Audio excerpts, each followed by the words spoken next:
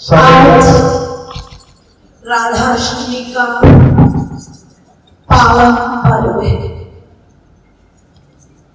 हम सब ईश्वरी जी का गुणगान करने, बधाई गाने भक्ति कुंज में आए। ये भक्ति शब्द क्या है? भक्ति शब्द में दो शब्द जोड़े जाते हैं,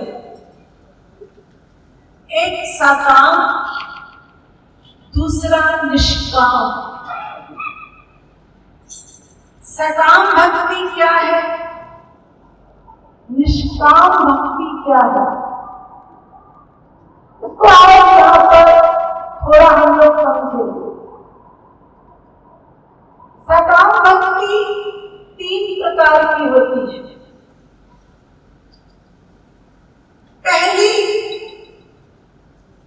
भक्ति अभी हमारी अपरिपक्व है, यानी भक्ति की अवस्था परिपक्वता वाली नहीं है और हम इसी अवस्था में, साधना भक्ति की अवस्था में संसार की कामना करते हैं।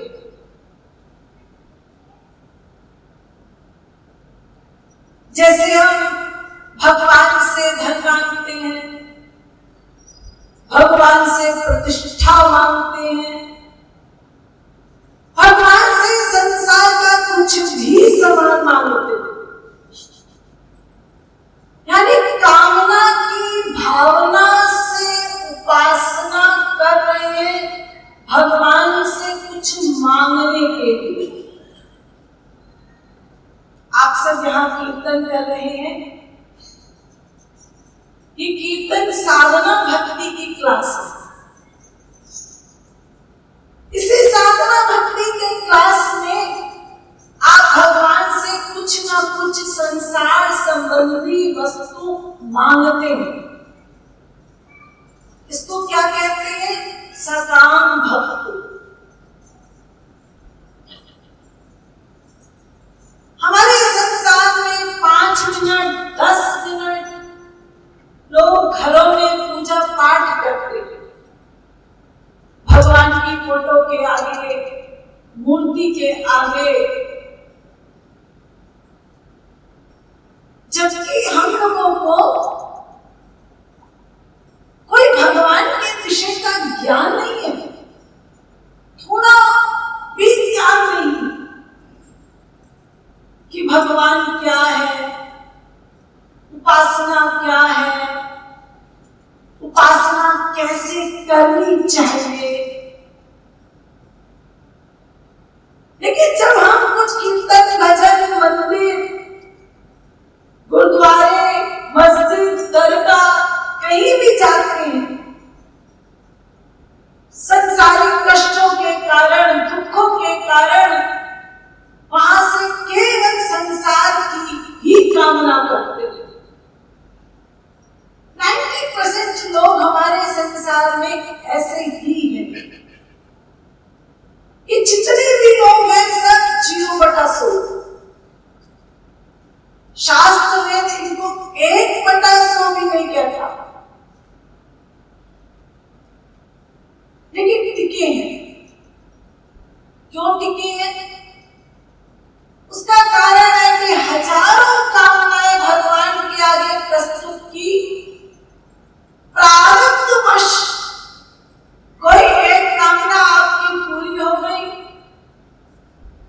नौकरी लग गई, बेटा मिल गया, शादी हो गई, प्रारब्ध में होना था, हो गया। आप समझते हैं भगवान ने कृपा कर दी, कृपा करके हमारी पुकार सुन ली, हमको संसार दे दिया। अब ये कामनाएं रुकेंगी तो है नहीं, कुछ समय बाद फिर दूसरी कामना होगी।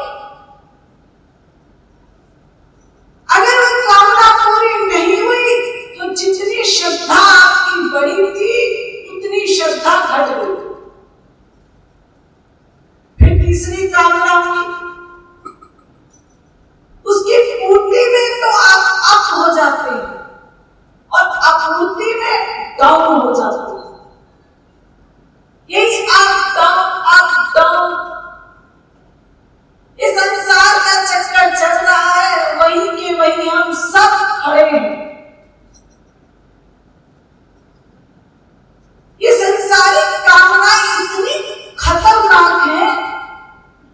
कि आपको नास्तिक बना देगी,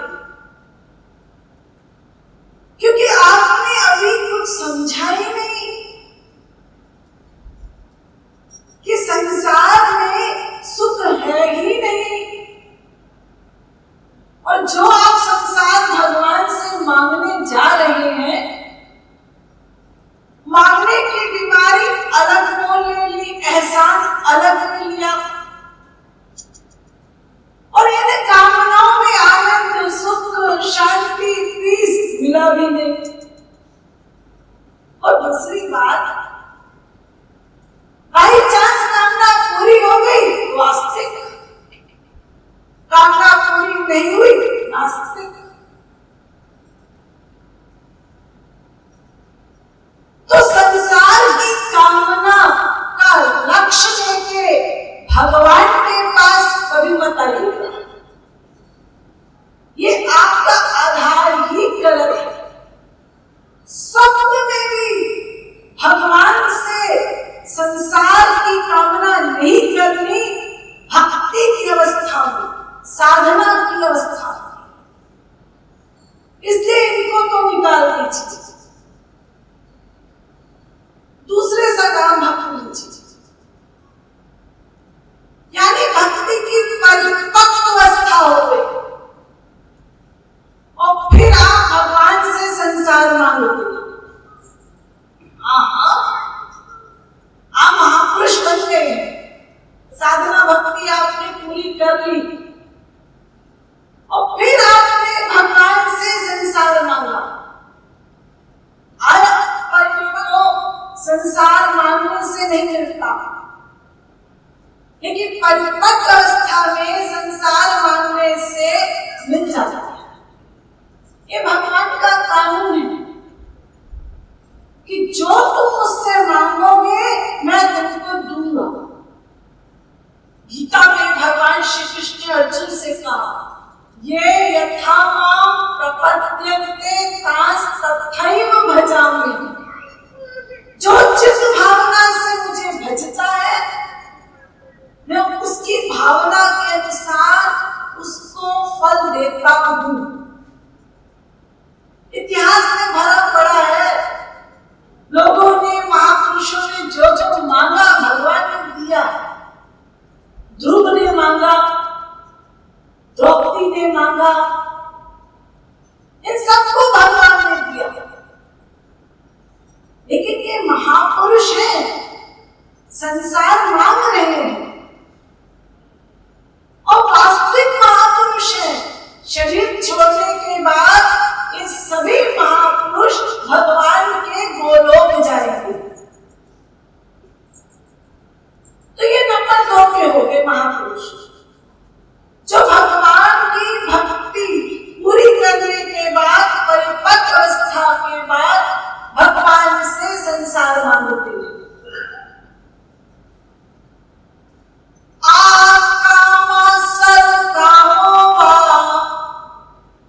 जो बड़े बड़े ज्ञानी है, मोक्ष कामदाधी, भागवत में लिखा, वो भी मोक्ष की कामना करते हैं। ज्ञानी भी कामना करता है, मोक्ष की कामना करता है। लेकिन जो सर्वश्रेष्ठ होते हैं सकाम भक्त, टॉप क्लास के, वो भी कामना करते हैं, लेकिन भगवान की, संसार की कामना नहीं करते। वो भगवान से भगवान की कामना करते हैं। हमको बेटा चाहिए, हाँ चाहिए, कामना की, लेकिन श्याम सुंदर ही हमारे बेटे बनकर, हमको पति नहीं चाहिए, श्याम सुंदर ही हमारे पति बने।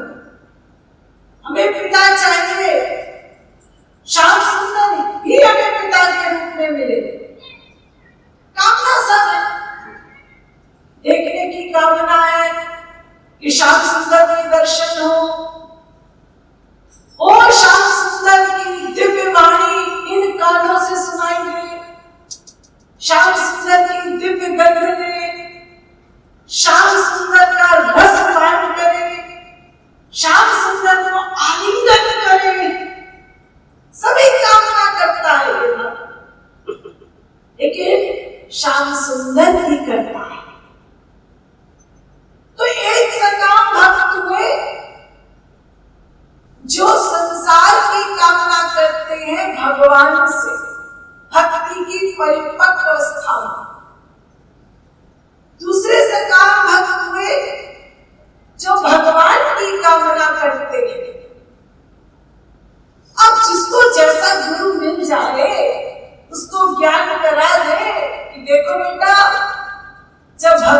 आश्रय देंगे ना तो भगवान से ये मांगना। प्रहलाद को जब नरसिंह भगवान ने दर्शन दिए तो प्रहलाद से कहा था, बेटा वर मांगो। प्रहलाद पक्के गुरु का पक्का चेला। वो सोचने लगा, आज भगवान मुझसे कह रहे मांगो, दास का काम तो दासता करना है, मांगना तो नहीं होता। अरे दास मांगे भी तो क्यों मांगे? उसने तो अपना सब कुछ सर्व समर्पण कर दिया, आत्मसमर्पण, यानी भगवान के हाथों में सब कुछ बेच दिया अपना। शरीर, इंद्रियां, मन, बुद्धि, आत्मा, सब कुछ भगवान के हाथ में बेच दिया। तो अब क्यों मांगना? किसके लिए मांगना जब अपना कुछ रहा नहीं? तो ये मांगने की बीमारी क्यों? और वो भगवान सर्वज्ञ, सर्वव्यापक, सर्वेश्वर, उनको भी आपसे कुछ नहीं चाहिए। भक्त को तो कुछ चाहिए नहीं, उसको मांगने का अधिकार नहीं, चूंकि परिपूर्ण है भगवान, वो भी भक्त से कुछ नहीं चाहते। अर्थात वास्तविक स्वरूप भक्त भगवान का क्या है? भगवान को भक्त से कुछ नहीं चाहिए, भक्त को भगवान से कुछ नहीं चाहिए। लीला के क्षेत्र में भगवान मांगते हैं, भक्त नहीं मांगता, लेकिन वास्तविक रूप नहीं है। वास्तविक रूप ये दोनों को किसी से कुछ नहीं चाहिए, दोनों कामना रहित। लेकिन आप लोग सुनते हैं कि भगवान ने भक्तों से मांगा, भगवान ने मांगा। जी हाँ, भगवान के पास एक शक्ति होती, योग माया। योग माया की शक्ति से भगवान अपने आप को मोहित कर लेते हैं। जब भगवान मोहित हो जाते हैं तो भगवान की भगवत्ता चली जाती है, यानी भगवान का ज्ञान लीन हो जाता है, बड़ी बड़ी शक्तियां भगवान की छुप जाती है और भगवान भक्त की तरह व्यवहार करने लगते हैं। एक्टिंग में नहीं, वास्तविक रूप में मैया का जब डंडा आया तो ठाकुर जी रोए, गोपियों के आगे छाछ के लिए रोए। ये वास्तविकता है। अर्थात भगवान को कुछ चाहिए नहीं, लेकिन अपनी भगवत्ता को मिटा के भगवान भक्तों पे कृपा करते हैं और उनको प्रेम देते हैं। और भक्त कहते हैं, प्रभु आपकी बड़ी कृपा है, आपने अपना भगवत्ता भुला दी हमारे लिए। तो ये सर्वश्रेष्ठ साकाम भक्त है, जो भगवान से भगवान की कामना करते हैं। सेकंड होते हैं जो भगवान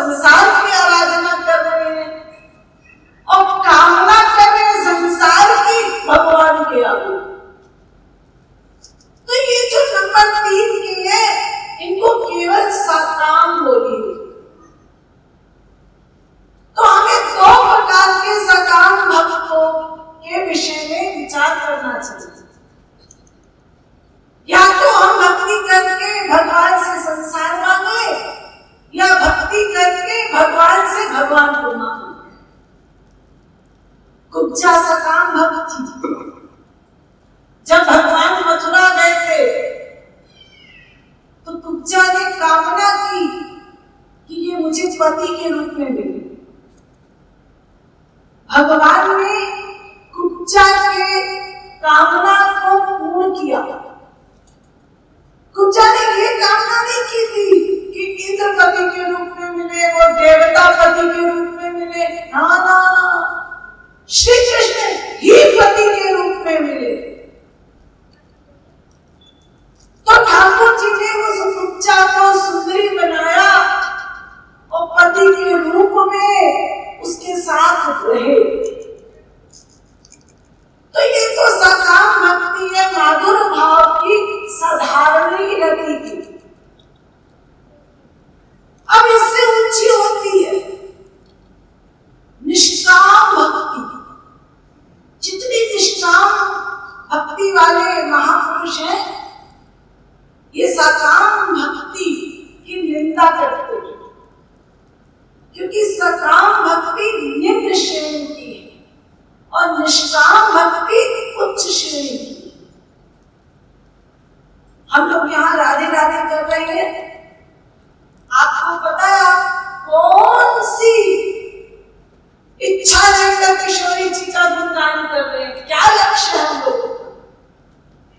एक किशोरी जी की भक्ति निष्काम भक्ति है। अरे जब हमें साधना करनी है तो हम नीची क्लास से क्यों करें? हमारे गुरु ने ज्ञान करा दिया कि देखो भाई, वृंदावन का रस चाहिए तो राधे राधे करना होगा, निष्काम प्रेम करना होगा ठाकुर जी से। भले और इस जन्म में किशोरी जी के दर्शन करो, चाहे अगले जन्म करना, चाहे 10 जन्म बाद करना, लेकिन लेना वृंदावन का ये रस। तो निष्काम प्रेम बड़ा ऊंचा रस है। निष्काम प्रेम माने मत कामारमणम चार। भागवत में लिखा मत कामा, कामना की श्याम सुंदर के सुख के लिए। अपनी कोई कामना नहीं है, श्याम सुंदर के सुख के लिए यहाँ भक्त कामना करता। छुट्टी, झगड़ा खत्म। हमें ठाकुर जी की सेवा करनी है। क्या सेवा करनी है? ठाकुर जी जाने। जिसमें उनको सुख मिले वो हमसे सेवा करवा ले। सो पातन की बात एक मुरली धर ध्यान, बड़हु सेवा वासना, यह ज्ञान सो ज्ञान। बस हमको सेवा वासना बढ़ानी है, सेवा करनी है। अपनी रुचि के अनुसार सेवा नहीं करनी, श्याम सुंदर की रुचि के अनुसार सेवा करनी है। ये बहुत बड़ी बात नहीं है। हम जैसा अभ्यास बना ले, चिंतन मनन कर ले, ऐसा कर सकते हैं। तो निष्काम भक्त मोक्ष पर्यंत की कामना का त्याग करता, ये तो छोटी बात है। और श्री कृष्ण के सुख के लिए श्री कृष्ण से प्रेम करता है। आप कहेंगे मतलब जी, मतलब ये कामना तो निष्काम भक्त भी करता है। श्री कृष्ण का दर्शन हो, श्री कृष्ण की मुरली सुनाई दे, ये तो सकाम भक्त भी कामना कर रहा है। जी हाँ, लेकिन अब श्री कृष्ण नहीं आए, मुरली सुनाई नहीं दी, तो निष्काम भक्त का मूड ऑफ नहीं होता। तो कहता ठीक है, आज वंशीवट में कोई और गोपी मिल रही होगी, ठाकुर जी उसके साथ नैन लड़ा रहे थे, कोई बात नहीं, जब आना हो तब आ जाता। ये उसके अंदर आशा उत्कंठा रहती है। लेकिन सकाम भक्त जब कामना करता है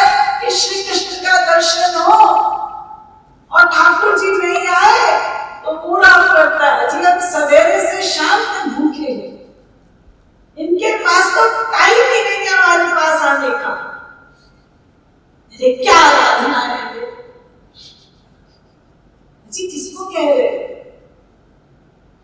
और किससे कह रहे हो? अपनी बुद्धि से और अपने स्वामी को कह रहे हो।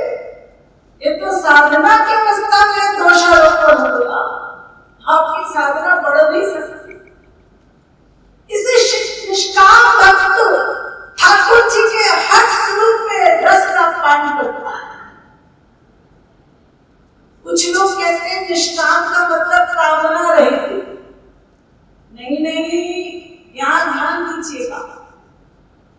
निष्काम भक्त कामना करेगा, अगर कामना रहित हो गए तो फिर तो नास्तिक जैसे हो। नास्तिक को भी कोई सृष्टि से मतलब नहीं, कोई कामना नहीं उसकी। निष्काम की तो कामना है, हर इंद्रियों से श्री कृष्ण के लिए कामना है। उनके बिना एक सेकंड भी नहीं रह सकती गोपियां। श्याम तन श्याम मन श्याम ही हमारा धन, आत्मा पूधया श्याम ही सुकाम है। श्याम ही है श्याम जिए, श्याम बिन कैसे जिए। अंधेरी लाकड़ी आधार श्याम नाम है। श्याम ज्ञान श्याम ध्यान श्याम ही हमारो प्राण, श्याम श्याम रटत सकल ब्रज धाम है। दूध तुम भोर भार पापी लिए आए डोरे, योग कहाँ राख यहाँ रोम रोम श्याम है।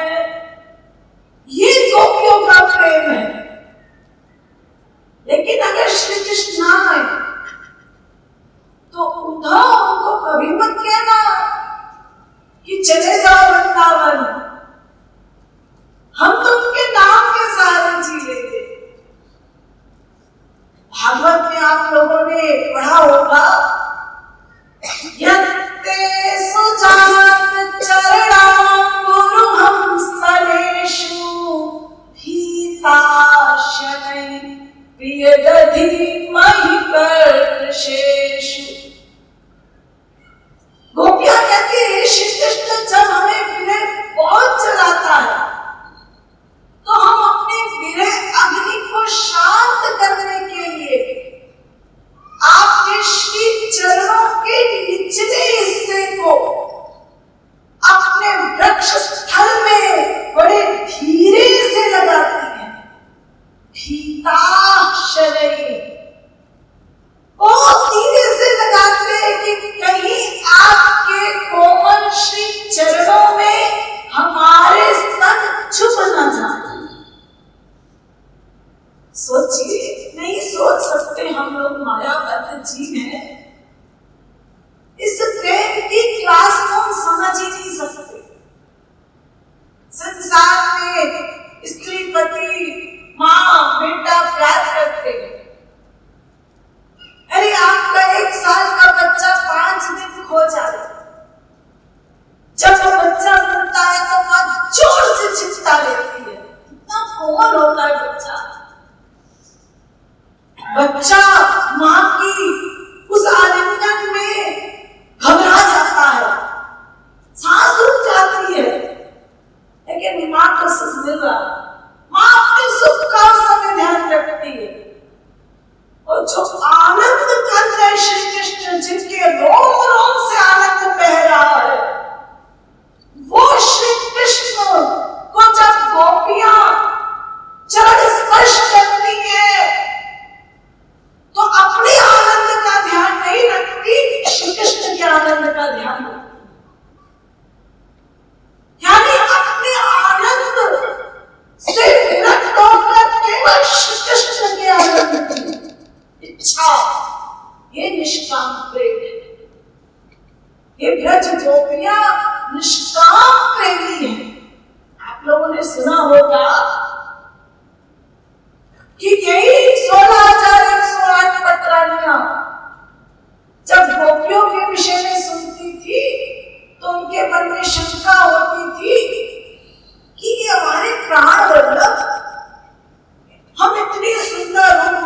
गुणवती कुलवती हमको छोड़ के वो राधा राधा का सिमरन करते हैं। ऐसा क्या है गोपियों के अंदर? तो सब गोपियों ने मीटिंग की कि आज हम ठाकुर जी से पूछेंगे। ठाकुर जी भी सब जानते थे। उन्होंने कहा राधा तत्व को तो मैं बता ही नहीं सकता। ठाकुर जी ने बहाना बना दिया, जैसे रुक्मणी वगैरह आई, बोले सिर बहुत दर्द हो रहा है, पहले इसका इलाज करो। सारी पटरानियों ने उपचार करने के लिए वैद्य बुलाए, सब वैद्य हारे। नारद जी आए, नारद जी ने पूछा क्या उपचार है इसका? ठाकुर जी बोले किसी भी भक्त की चरण धूलि डालो और मेरे मस्तक में लगा दो। नारद जी ने कहा अरे भक्त तो यहीं पर है, ये जितनी पटरानियां हैं सब महापुरुषों की दादियां हैं। उन्होंने कहा भी बन जाती है।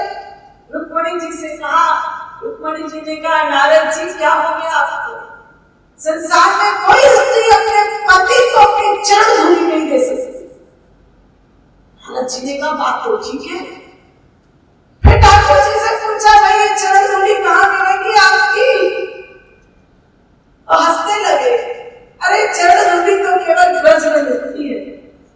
ब्रज जाओ, ब्रज गोपियों के पास गए। नारद जी गोपियों को सारा वृत्तांत सुनाया। गोपियों ने चरण आगे बढ़ाया। नारद जी बोले अरे तुमको क्या मिलेगा सोचा कभी? ठाकुर जी तो चरण धूलि दे रही है। गोपियों ने कहा क्या मिलेगा नारद जी? तुम भी पाक नरक मिलेगा, गौरव नरक मिलेगा, इससे बड़ा तो कुछ नहीं है। अरे अगर तुम्हारा नरक भोगा एक जगह और भोग लेंगे, हमारे श्याम सुंदर तो ठीक हो जाएंगे, हम उनको कष्ट में नहीं देख सकते। हमारा जो होगा हो जाने दीजिए, केवल श्याम सुंदर के सुख की हम सोचते हैं। नारद जी ने कहा जय हो इन गोपियों की। अब ठाकुर जी के साथ नारद जी भी जयकार करने लगे। अब सारी पटरानियों को राधा रानी के दर्शन की उत्कंठा हुई। तो किशोरी जी के दर्शन की कोई भी अपने मन में भावना बना ले, किशोरी जी को देनी पड़ती है। कुछ ही दिनों बाद रुक्मणी जी अपने पूरे यूथ के अनुसार अपनी सारी पटरानियों के ग्रुप को लेकर सिद्धा आश्रम में किसी पर्व के उपलक्ष्य में स्नान करने गई। वहां किशोरी जी भी आई थी अपनी सखियों के बीच में। तो रुक्मणी जी को पता चला राधा रानी आई है। रुक्मणी जी ने नाम तो सुना ही था, दर्शन करने की उत्कंठा भी थी, आज और जागृत हो गई और राधा रानी को बुलाया अपने खेमे में। किशोरी जी कारण करुणा करुणा लाए सब सखियों के साथ गए। उनको देखकर सभी पटरानियां मंत्रमुग्ध हो गई। सबको किशोरी जी ने मोहित कर दिया और फिर उनका स्वागत किया गया राधा रानी का। तत्पश्चात किशोरी जी बरसाना चली गई और रुक्मणी जी द्वारिका आ गई और नियम के अनुसार रात को शयन कक्ष में गई। ठाकुर जी सो रहे थे, चरण दबाने लगे। चरण दबाते दबाते देखा क्या उनके चरणों में खूब छाले थे, फफोले। रुक्मणी जी तो घबरा गई, सब हलचल मच गई द्वारिका में। ठाकुर जी की नींद खुल गई। बोले क्या हुआ? रुक्मणी जी ने कहा प्राणवल्लभ कि आपके चरणों में इतनी छाले कैसे हो गए? ठाकुर जी मुस्कुरा दिए, अरे रुक्मणी तुम सब राधा से मिल के आई हो ना, तुमने राधा को गरम गरम उबलता हुआ दूध दिया। किशोरी जी के हृदय में मैं वास करता हूँ और सारा दूध मेरे चरणों में गिर गया, इससे मेरे चरणों में ये फफूंदे हुए। ये राधा तत्व है, ऐसा परम उज्जवल समर्थारती का प्रेम है राधा तत्व।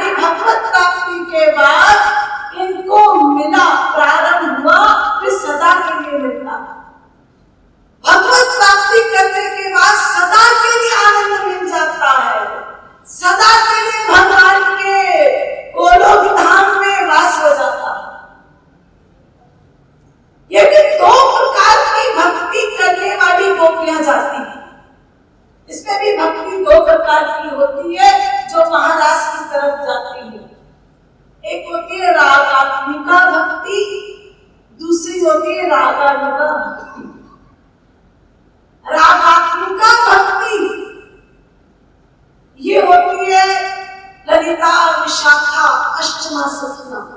रुक्मणी जी की भी है, यशोदा जी की भी है और नंद जी की भी है। ये रागात्मिका भक्ति है। ये भी दो प्रकार की हो जाती है रागात्मिका भक्ति। एक संबंध रूपा भक्ति रागात्मिका और एक काम रूपा रागात्मिका भक्ति। संबंध रूपा रागात्मिका भक्ति है रुक्मणी जी की 16,108 पटरानी, नंद जी की, यशोदा जी की, हलदर, जो सत्य भाव के हैं शिरोमणि, सदा से भगवान के सनातन सखा श्री रामा, मधु मंगल, सुबल, हलधर। अर्थात ये लोग संबंध रूपा रागात्मिका भक्ति वाले हैं। और जो काम रूपा रागात्मिका भक्ति वाली है अष्टमा सखियां, ललिता, विशाखा, कुंद विद्या, चित्रा, इंदुलेखा, सुदेवी, रंग देवी, ये अष्टमा सखियां काम रूपा रागात्मिका भक्ति वाली। इन्हीं रागात्मिका काम रूपा भक्ति वालों के अंदर में रह के जो जीव साधना करता है वो भक्ति रागानुगा भक्ति बन जाती है। यानी हम जो लोग भक्ति कर रहे हैं ये रागानुगा भक्ति है। ये रागानुगा भक्ति भी दो प्रकार की होती है, संबंधनुगा भक्ति, कामानुगा भक्ति। संबंधनुगा भक्ति दास्य भाव, सख्य भाव, वात्सल्य भाव की होती है। इसमें इस कोटि के महापुरुष जाते हैं। और जो कामानुगा रागानुगा भक्ति है ये माधुर भाव के भक्त होते हैं, जो भगवान को अपना प्रियतम मान के प्रेम करते हैं। ये कामानुगा रागानुगा भक्ति भी दो प्रकार की हो जाती है। एक संभोगमयी कामानुगा रागानुगा भक्ति, दूसरा तत्व भावमयी कामानुगा रागानुगा भक्ति। हम लोग कौन सी भक्ति कर रहे हैं इसमें? तत्व भावमयी कामानुगा रागानुगा भक्ति उच्च राशि, संभोगमयी कामानुगा रागानुगा भक्ति में अपनी भी कामना होती है, श्री कृष्ण की भी कामना होती है। जब अपनी भी कामना लेके चलोगे, श्री कृष्ण की भी कामना लेके चलोगे तो आप सबको द्वारिका पार्सल कर दिया। यानी भगवत प्राप्ति के बाद आपको रुक्मणी की सीट मिलेगी, रुक्मणी के नीचे दासी बना के रखा जाएगा। है अनंत मात्रा का यहाँ पे आनंद, लेकिन यहाँ पे द्वारिका का रस रहता है और ये जी रुक्मणी जी के अंदर दासी बन के अनंत काल तक ठाकुर जी की सेवा करता है। लेकिन तत्व भावमयी कामानुगा रागानुगा भक्ति राधा रानी की भक्ति, इसके अपने सुख की कामना ही नहीं, तत् सुख सुखित्वम, केवल श्री कृष्ण के सुख की कामना होती है। वो जीव महाराज के अधिकारी बनते हैं। महाराज के लिए दो जीव अधिकारी होते हैं, एक रागात्मिका भक्ति वाले जिसमें काम रूपा रागात्मिका भक्ति वाले और तत्व भावमयी कामानुगा रागानुगा भक्ति वाले, ये दो प्रकार के लोग महाराज के अधिकारी होते हैं। इसलिए आप लोग यहाँ जाते हैं ना, रैन दिन गाँव गोविंद राधे, मोही ऐसी विरह वेदना दे, रैन दिन गाऊं गोविंद राधे। मेरे सुख की वासना हटा दे, तेरे सुख की वासना बढ़ा दे। रति समर्था की गोपी बना दे, रासों में नाम मेरा लिखा दे। तू अकारण कृपालु कृपा दे, पात्र भी तू कृपा का बना दे। तो जो सकाम निष्काम दो प्रकार की भक्ति है, इसमें सकाम भक्ति पूजा कृष्ण की है और सकाम निष्काम निश्चल रुक्मणी कृष्ण की है, और केवल निष्काम भक्ति रति समर्था वाली भक्ति राधा रानी की भक्ति है। तो हम सबको वृंदावन का रस पाना है तो श्री राधा रानी की भक्ति करनी है। इससे आप राधा अष्टमी के उपलक्ष्य में यहाँ आए हैं, इससे यही लक्ष्य लगाइए कि निरंतर कीर्तन सत्संग करें और राधा रानी से कोई कामना ना करें, और ठाकुर जी किशोरी जी के सुख के लिए उनसे प्रेम करें। जब ये प्रेम बढ़ता जाएगा तो गोपी प्रेम के अधिकारी महापुरुष हमको उसी गोपी प्रेम में ले जाएंगे।